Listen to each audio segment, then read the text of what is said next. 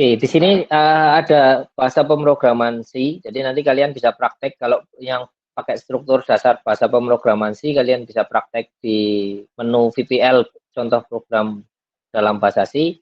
Kemudian yang bahasa C++ itu nanti kalian bisa praktek di yang VPL contoh program dalam bahasa C++. Ya, jadi kalian bisa nanti praktek dua bahasa pemrograman sekaligus untuk melihat perbedaannya nanti. Silakan dibuka. Kemudian ini karena di tampilan saya akan sedikit berbeda dibandingkan dengan tampilan yang ada di kalian. Kalau kalian nanti di sini ada description, submission, edit gitu ya. Kalau nggak salah, saya lupa di sini tulisannya apa aja. Kurang lebih seperti itu. Kalau di saya ada tulisan description, submission list. Submission list ini untuk melihat nanti siapa saja yang mengakses VPL ini gitu ya. Jadi nanti ketahuan mana yang memperhatikan benar-benar mendemokan gitu, mana yang hanya mendengarkan atau malah meninggalkan nyambi dengan kegiatan yang lain nanti bisa kelihatan di sini. Ya. Ini jadi nanti saya bisa memonitor kalian dari sini. Jadi walaupun kita nggak tatap muka tapi saya bisa memonitor dari sini. Oke, kemudian ada similarity. Similarity ini kalau di halaman saya ini fungsinya untuk mengecek kesamaan program. Jadi nanti kalau kalian misalkan ada kuis atau UAS gitu ya, buatlah sebuah program gitu. Kalau programnya kopas nanti similarity-nya 100%. Gitu ya. Jadi nanti yang akan ketahuan gitu, ketahuan mana yang kopas, mana yang memang bikin sendiri. Yang kopas ya pasti akan ada konsekuensinya kan gitu. Ya. Jadi semuanya bisa termonitor di sini. Ya, kemudian kalau dari sisi kalian, ketika kalian diminta untuk membuat sebuah program, kalian klik edit. Ya, di situ nanti kalian nemu tulisan description, terus submission, kemudian edit ya. Klik edit di situ. Nanti akan muncul tampilan kalian akan diminta untuk membuat file baru. Ya, karena ini sebelumnya sudah pernah saya pakai untuk menjelaskan di kelas yang lain, jadi mungkin saya hapus dulu ya.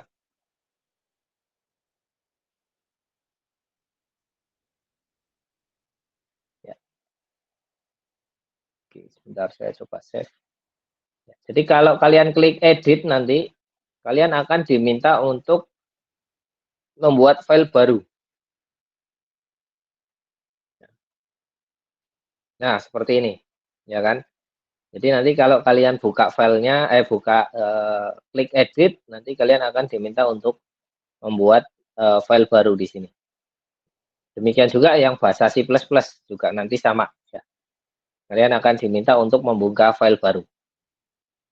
Nah, kemudian untuk membuat file baru ini, yang perlu diperhatikan adalah bagian belakangnya saja sebenarnya, bagian .cpp-nya. Jadi misalkan saya membuat nama file gitu ya. Misalkan di sini saya buat nama ini misalkan contoh 1 ya. Contoh 1.cpp.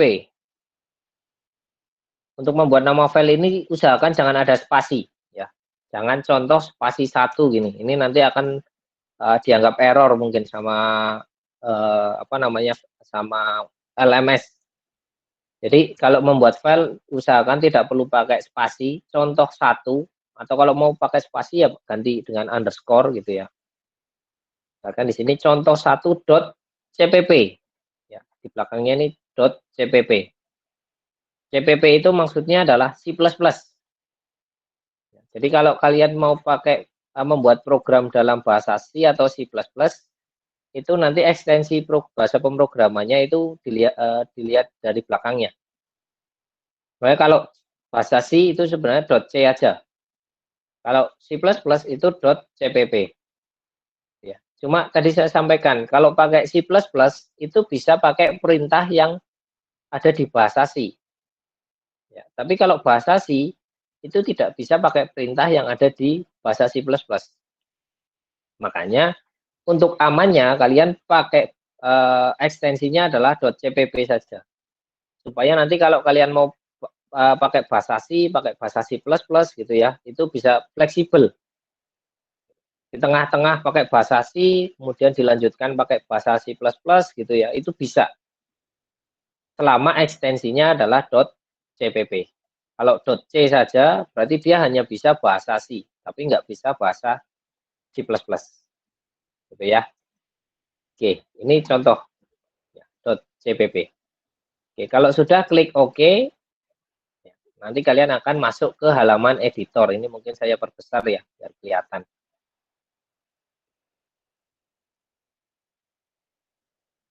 Saya perbesar full screen mungkin. Nah, kelihatan ya. Jadi nanti halamannya akan seperti ini ya.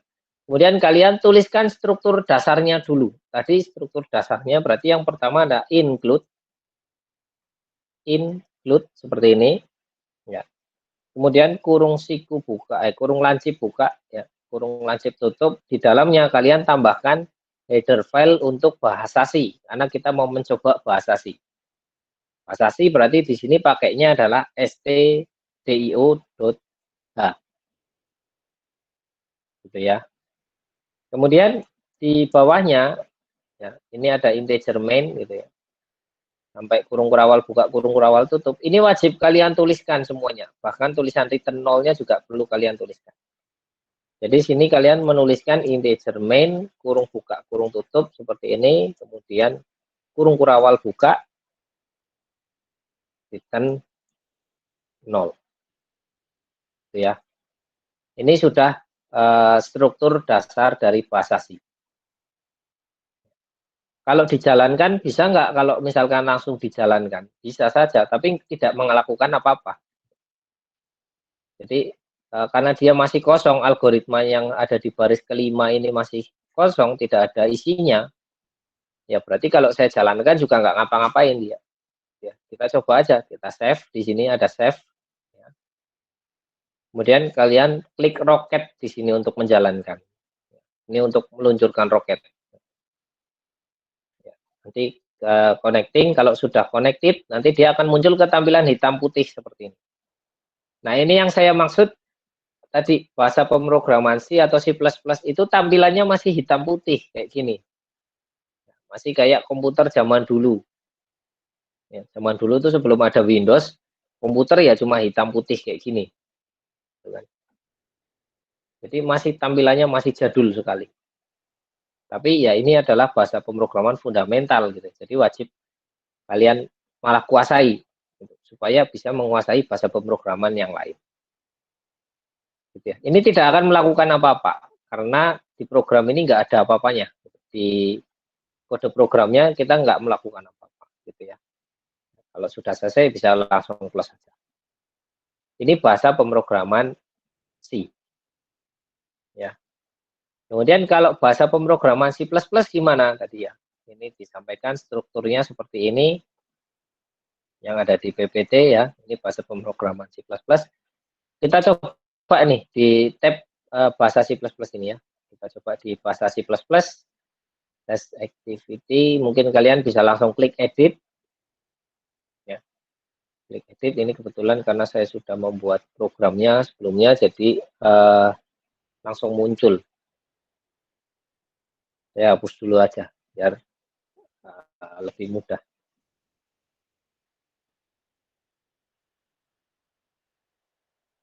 Lebih mudah menjelaskannya ya. Saya buang dulu aja.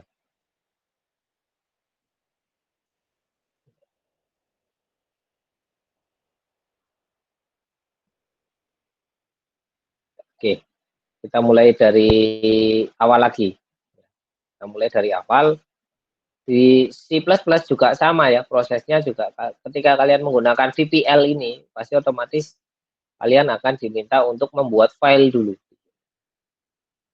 Ya, file dulu. Di sini misalkan tadi di sini namanya contoh 1 gitu ya. Misalkan di sini saya kasih nama contoh 2. Contoh 2.cpp misalkan. Karena ini pakai C++ ya sudah pasti kita pakai CPP. Tapi kalau bahasa C boleh pakai C saja atau boleh pakai CPP gitu ya. Oke. Oke, saya full screen aja biar kelihatan. Sekarang strukturnya kita ikuti saja di sini. Yang pertama berarti include IO stream tanpa .h ya. IOStream tanpa .h, itu ada kesalahan di PPT-nya. IOStream saja. Kemudian di bawahnya itu kalian wajib menambahkan using namespace std. Yang menjadi penting adalah std-nya ini. Nanti kalau ini nggak ada, kalian harus menambahkan di bagian bawah tadi, di program utamanya. Kemudian yang lainnya nanti samakan aja, integer main return 0. Ya. Ini adalah struktur bahasa C++. Kalau kalian coba save, jalankan, hasilnya sama. Gitu ya. Dia tidak melakukan apa-apa karena di baris ke-6 ini nggak ada isinya. Hasilnya sama, hitam putih. Ya. Jadi bahasa C atau C++ hanya beda di bagian atasnya aja, bagian header-nya. Kalau di C pakai stdio, kalau di C++ pakai IOStream, ditambahkan dengan tambahan tulisan using namespace std. Nah, ini enggak ini opsional sih, boleh ditambahkan, boleh tidak. Tapi untuk mengantisipasi sebaiknya ditambahkan. Nah, kemudian di bahasa pemrograman ini dia punya aturan dalam menulis kode program di sini. Di baris ke-6 ini nanti kita bisa menuliskan algoritmanya di sini. Ada aturannya. Aturannya adalah setiap akhir kode itu selalu diakhiri dengan tanda titik koma di sini. Ya. Ini juga di atas ini using namespace std juga pakai titik koma. Ya. Jadi setiap akhir kode itu wajib pakai titik koma. Titik koma ini fungsinya untuk sebagai apa namanya tanda akhir dari sebuah kode. Jadi kalau kayak bahasa Indonesia itu akhir dari kalimat adalah tanda titik, gitu ya. Nah, kalau belum ada tanda titik, kalau sampai kita pindah baris, ya itu masih dianggap satu kalimat kan gitu. Misalkan saya nulis, kemudian sampai kertas paling sampai pinggir gitu kan, karena itu belum titik gitu kan, saya lanjutkan di baris bawahnya. Baru kemudian saya akhiri dengan tanda titik. Nah itu menunjukkan dia satu kalimat, gitu kan. Nah, kalau di bahasa C atau C++ itu sama gitu ya. Dia harus diakhiri dengan tanda titik koma. Kalau bahasa Indonesia pakai titik, kalau ini pakai titik koma. Jadi kalau misalkan saya punya dua kode di satu baris ini, itu boleh saja. Tetapi harus dipisahkan dengan tanda titik koma. Misalkan di sini saya menambahkan tulisan return lagi ya. Return 1 misalkan. Ini return 0 kalimat 1, return 0 kalimat 1, return 1 kalimat yang kedua. Ya, jadi ini dua kalimat dalam satu baris. Dua kode program dalam satu baris ya. Dan kalau dijalankan ya nggak error gitu. Ya nggak bermasalah. Kalau dijalankan saya coba luncurkan roketnya. Dia juga tidak bermasalah ya. Dia bisa dijalankan. Kenapa? Karena dua kode ini secara aturan sudah benar dan ditutup dengan tanda titik koma. Ya. Nah, beda lagi kalau ceritanya seperti ini, return saya enter 0 titik koma gitu ya. Berarti ini akan dianggap masih satu kalimat nih, tulisan return 0 itu akan sama dengan tulisan return 0 tanpa di enter seperti ini. Ini dengan return 0 seperti ini dengan return enter 0 kemudian diakhiri dengan titik koma itu masih dianggap satu, masih dianggap sama. Kenapa? Karena di return ini belum ada titik koma. Gitu ya. Jadi ini masih dianggap satu kalimat. Sehingga kalau saya jalankan, ya tetap bisa berjalan, dia tidak error. Gitu ya. Jadi yang perlu diperhatikan ketika kalian membuat bahasa dalam bahasa C atau C++ adalah selalu diakhiri dengan tanda titik koma. Kalau tidak ada titik koma, apa yang terjadi? Misalkan saya hapus saja. Gitu ya. Kita hapus, kita jalankan. Saya jalankan, saya luncurkan roketnya. Ya, maka akan ada muncul tanda silang ini. Ini berarti ada error di kode program. Errornya apa? Ini bisa dibaca itu ya. Expected titik koma before kurung kurawal. Jadi harusnya ada titik koma sebelum tanda kurung kurawal. Jadi sebelum tanda kurung kurawal ini harusnya ada titik koma nih. Berarti sebenarnya yang salah bukan di baris 8 ini, tetapi ada di baris sebelumnya, yaitu baris ke-7. Di sini belum ada titik koma. Gitu ya. Jadi permasalahan program itu bisa kita lihat dari tanda silangnya ini ada di mana. Ya. Itu baik C atau C++ sama gitu ya. Di C juga sama, akhir kalimat juga diakhiri dengan tanda titik koma. Kemudian sebagai tambahan, kita bisa menambahkan informasi program ya, sebagai keterangan saja. Sebagai keterangan itu kalian bisa menambahkan keterangan dengan menggunakan tanda garing 2 kali seperti ini. Misalkan di sini apa ini? Mata kuliah algoritma dan pemrograman gitu ya. Misalkan seperti itu. Nah, tanda garing 2 kali ini dia tidak akan berpengaruh ke program. Dia hanya sebagai penjelas, memberi penjelasan saja. Ini hanya untuk informasi saja. Jadi dia tidak akan berefek ke program. Kalau saya jalankan tidak akan berefek kemana-mana. Ya, ini saya coba jalankan, tidak akan membuat error. Kenapa? Karena ini hanya sebagai informasi tambahan saja. Beda cerita kalau ini saya hilangkan. Ya. Ini akan mempengaruhi program, akan membuat program menjadi error. Kalau saya jalankan, dia error. Gitu ya. Ya, error ini. Kenapa? Karena ini masuk menjadi sebuah kode program. Padahal ini saya ingin hanya sebagai pelengkap aja menjelaskan, misalkan saya mau menjelaskan program ini untuk apa. Gitu. Biasanya kalau seorang programmer yang sudah tingkat lanjut, biasanya sebelum dia membuat sebuah program, sebuah kode program di sini, di atasnya dia menjelaskan dulu. Misalkan program ini dipertujuan untuk gitu ya, bertujuan untuk apa misalnya. Kemudian kalau mau ganti baris gitu ya, ya kalau masih memang mau menjelaskan, tambahkan aja di sini. Misalkan program ini diperuntukkan gitu.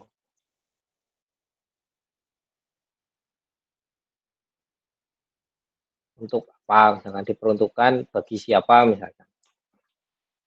Ya, ya ini hanya untuk informasi penjelas saja gitu. Supaya ketika orang membuka program itu sudah ada penjelasannya di atas. Atau mungkin di dalam programnya pun bisa di sini ya.